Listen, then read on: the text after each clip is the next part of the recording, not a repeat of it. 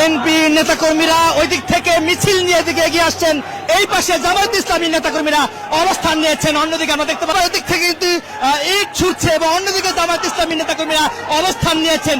এই পাশে আমরা দেখতে পাচ্ছি বিএনপি নেতাকর্মীরা স্লোগান দিয়ে জামায়াতের মুখোমুখি অবস্থানে। আমরা দেখতে পাচ্ছি পরিস্থিতি উত্তপ্ত। এই পাশে পুলিশ রয়েছেন, পুলিশ আমরা দেখতে পাচ্ছি বিএনপি এবং জামাত মুখোমুখি অবস্থানে। এক পাশে বিএনপি, এক পাশে জামায়াত, মাঝখানে পুলিশ। দর্শক যেমনটি দেখছেন জামায়াত ইসলামী মুখোমুখি অবস্থা। জিয়ার শরীক আঁখো লড়াই করো, অন্য পাশে জামায়াত ইসলামী স্লোগান দিচ্ছে নারায়ে তাকবীর।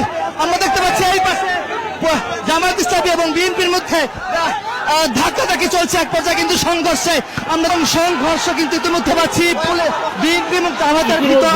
বিএনপি এবং জামাতের এ পাশ দিয়ে বিএনপি, এ পাশে হলো জামাত ইসলামী ছাত্র শিবির, দুজনের মাঝখামাঝি পড়ে গেছেন, মাঝখানে পুলিশ আছেন।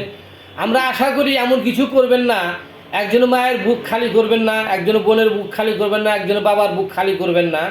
আশা করি আপনারা নিজেরা এটাকে নিয়ন্ত্রণের ভিতরে রাখেন এবং এটা এখান থেকে সরিয়ে যান এবং এখানে কোনো কিছু এমন কোনো কিছু করবেন না যাতে পরবর্তীতে আপনাকে পস্তাতে হয়। অপেক্ষায় আছে কারো মা, কারো বাবা, কারো ভাই, কারো বোন।